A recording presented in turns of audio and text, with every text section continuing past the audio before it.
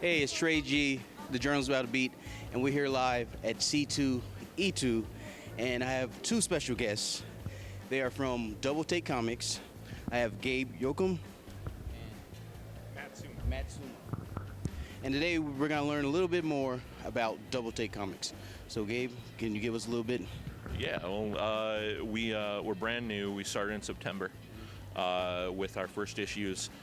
We're owned by a world-class video game publisher, Take-Two Interactive Software, which is the parent company of Rockstar Games and 2K Games. So the guys who did Grand Theft Auto, Borderlands, BioShock, WWE 2K16, those guys, they do all that stuff. So we started rolling.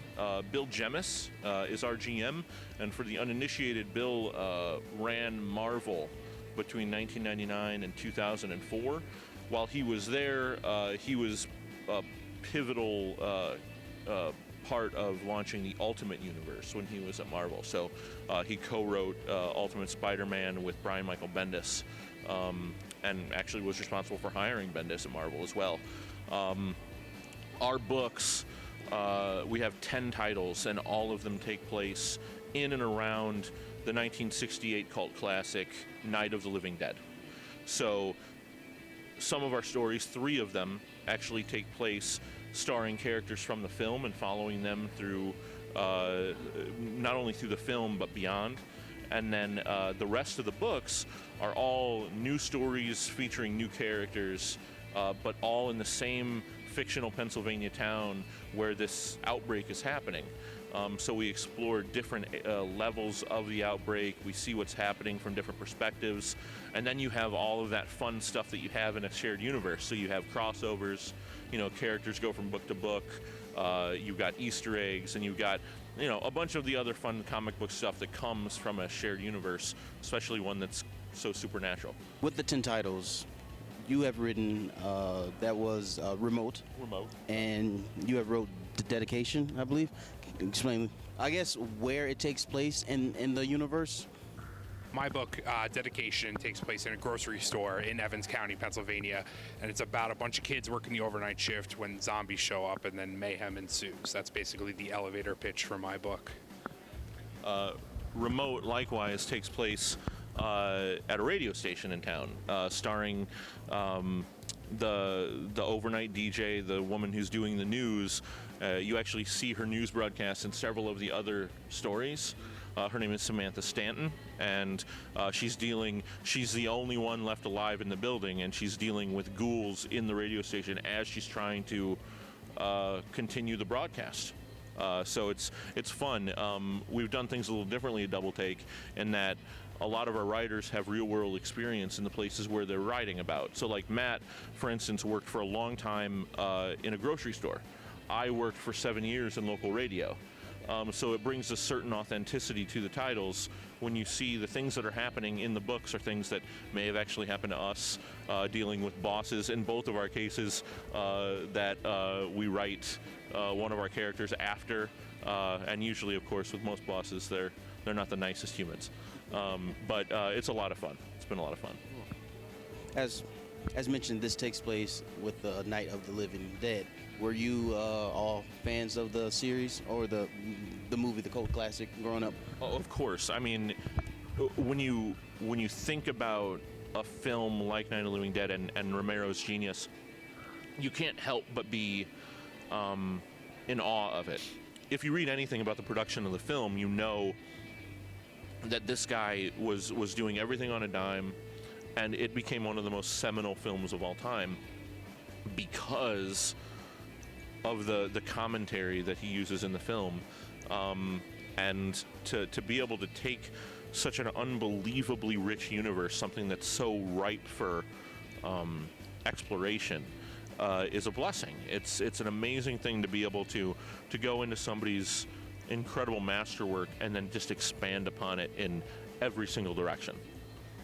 For me, as far as the movie goes,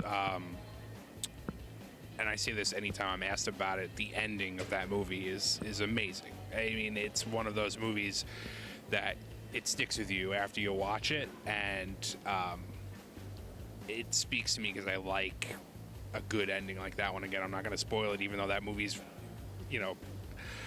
pretty old. You should have seen it by now. If you haven't, go out and watch it.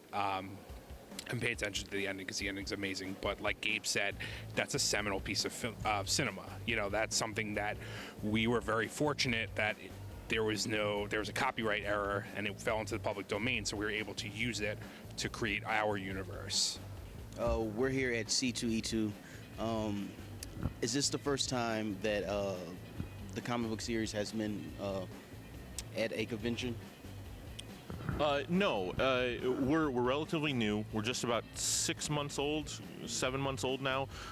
We launched in September of 2015 with our first issues. We were lucky enough to be able to go to NYCC this past year. We had a booth there right after we launched, and it was very successful. It was nice to get. In a lot of ways, as a new comic publisher, you're not real until you present to the public at a convention. And we've had a lot of luck here this week as well, just being able to talk to people like you and, kind of spread the Double Take gospel, get it out there and let people know that we're there and that we're real and that we're, this is a huge universe to explore. I guess, like, we're all wrestling fans here. Oh. A tad bit. Yeah. And as you said, Take-Two, they released WWE 2K16 last year, which is a great game, by the way.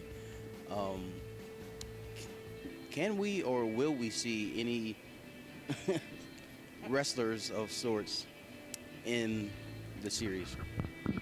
Hey, never say never. I run sales and marketing for the company. I'm also lucky enough to write one of the books. There is a large wrestling fan contingent in the editorial team as well. And believe me, the idea of doing a wrestling themed book has been bandied about. We've been talking about it. Will it happen? Maybe, maybe not. We'll try to figure. I think we're going to try to figure something out. Don't quote me on it. But it may happen. I would love for it to happen, but we're going to try our best to get it done, right? We're hoping. We've been talking about it like ever since I met Gabe.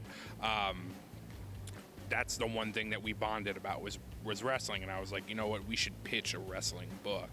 So we're definitely going to try. Where can fans from around the world find the series? Cool. So, we're big on sampling.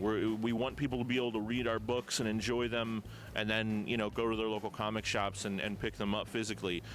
So you can read all our first and second issues. So that's 20 comics for free at doubletakeuniverse.com. It's doubletakeuniverse.com. You can read it on your mobile. You can read it online. Whatever's easiest for you.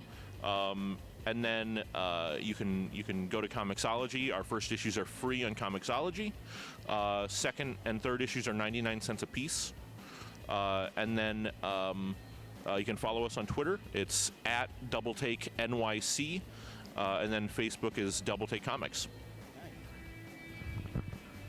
Pretty much everything Gabe said. And then you can follow me on Twitter at MattManBegins. To close out, what's like your favorite, the favorite story arc of any of the 10 titles that you have? Oh, well, I mean, you have two writers here, so obviously we're going to say our own books.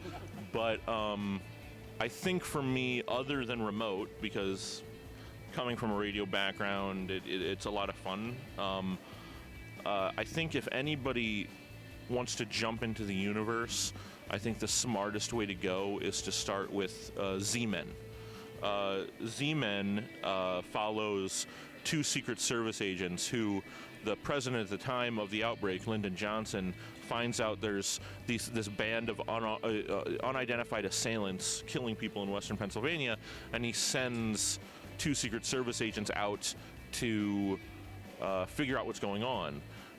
Z-Men was actually optioned by Lionsgate for a major motion picture back in October of last year. So if you want a real macro level view of our universe to kind of see what's going on from the outside looking in, that's the best place to start. Yeah, I'll definitely agree with that. I'll say Z-Men. Rise is really good if you want to follow Johnny and Barbara. And then, of course, my book, only because it's, for me, it's my love letter to what I used to do. It's my love letter to working in a grocery store, to dealing with customers and dealing with management. Like, it's very personal to me because I spent so much time there.